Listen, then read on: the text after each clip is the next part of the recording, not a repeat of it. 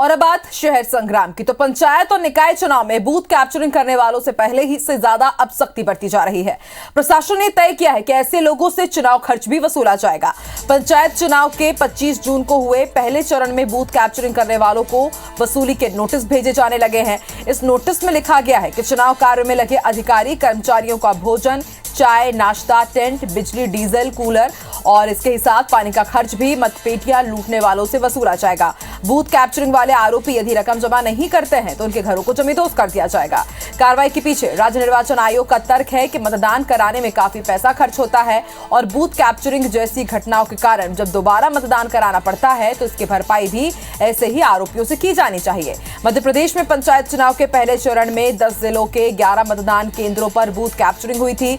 भिंड जिले के लाहार एसडीएम ने इस मामले के 4 आरोपी धर्मेंद्र सिंह, राजू सिंह, सौरभ चौहान, अजय सिंह निवासी ग्राम पचोखरा थाना रौन को 5-5 लाख रुपए जमा करने का नोटिस भेजा है।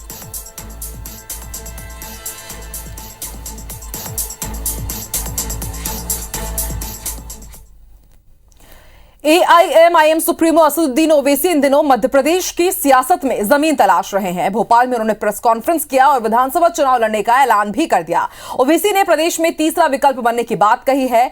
उन्होंने कहा है कि निकाय के बाद विधानसभा चुनाव जरूर लड़ेंगे। इसके साथ ही ओवैसी ने प्रदेश में कांग्रेस की स्थिति को लेकर भी तंज कसा और उदयपुर हत्याकांड की निंदा करते हुए कहा कि राजस्थान पुलिस और सरकार की लापरवाही की वजह से यह घटना हुई है। आपको बताएंगे, फिर आएंगे भोपाल को, आपसे मिल लेंगे, बता देंगे आपको। हाँ बिल्कुल उतारेंगे, क्यों नहीं उतारेंगे, इतनी गाली दे रहे हैं। और हम तो उम्मीद करते हैं कि इंशाल्लाह जल्द से जल्द कांग्रेस पार्टी इस देश में कमजोर बली खत्म हो जाए, तभी एक नई राजनीति होगी। कांग्रेस पार्टी की वजह से ही 2 मर्तबा नरेंद्र मोदी देश के प्रधानमंत्री बने हैं। मैं ये मानता हूं कि राजस्थान की पुलिस अगर थोड़ा चौकस रहती तो ये वाकया नहीं होता। तो अगर वो हरकत करते तो कल वो हरकत नहीं होती। और अब बात इंदौर की, जहां नगरीय निकाय चुनाव में महिला प्रत्याशियों का भी दबदबा देखने को मिल रहा है। वार्ड क्रमांक 10 से कांग्रेस प्रत्याशी विनीतिका दीपू यादव लगातार अपने कामों के आधार पर जनता के बीच पहुंच रही हैं। बता दें कि विनीतिका इस वार्ड से 2 बार पार्षद रह चुकी है। इस दौरान उन्होंने वार्डवासियों के लिए पानी की टंकी और गार्डन निर्माण के साथ ही कई विकास कार्य कराए हैं। अब वार्ड को आदर्श वार्ड बनाने के लिए तीसरी बार भी वो चुनावी मैदान में उतरी हैं। भविष्य में वार्ड के लिए कार्य योजना भी उन्होंने बना रखी है। रहवासी भी अपने बीच के पार्षद प्रत्याशी को काफी पसंद कर रहे हैं।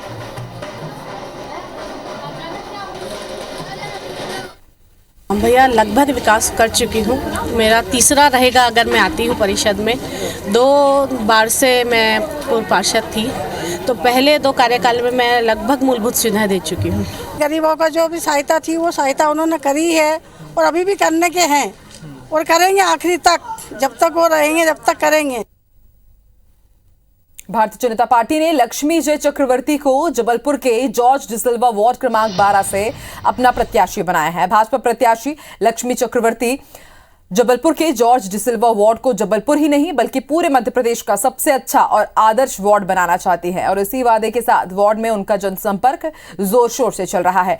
नेता नहीं सेवक और सबका साथ सबका विकास के पीएम मोदी के नारे को लक्ष्मी चक्रवर्ती जॉर्ज डिसिल्वा वार्ड में साकार करना चाहती हैं। क्षेत्र में सड़क, बिजली, पानी की पुख्ता व्यवस्था के अलावा नगर निगम से जुड़े विकास के हर काम को आदर्श स्थिति में यहां लागू करना लक्ष्मी अपना लक्ष्य बताती है।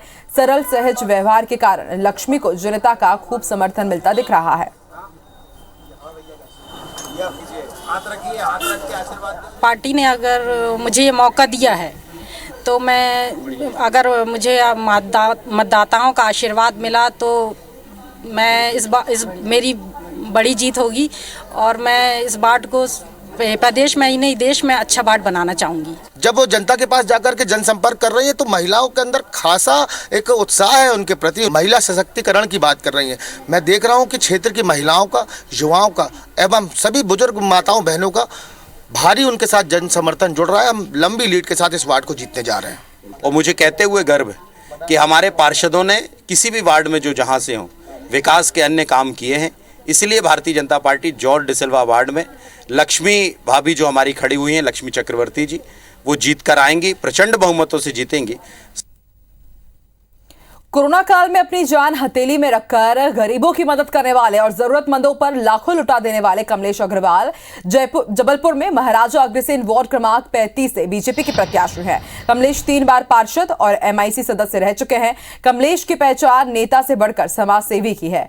दरअसल कोरोना काल में गरीबों और प्रवासी मजदूरों को राशन बांटने, हाईवे पर टेंट लगाकर लजीज भोजन करवाने, बेरोजगार हुए ऑटो चालकों और कुलियों को आर्थिक मदद देने जैसे कई काम कमलेश अग्रवाल को जबलपुर नहीं पूरे प्रदेश में अलग नेता बनाते हैं।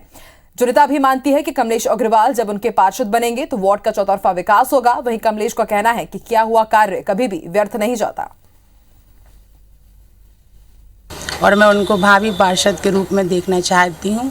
बहुत अच्छे पार्षद हैं, चाहती हूँ कि इस वार्ड के पार्षद वही बने।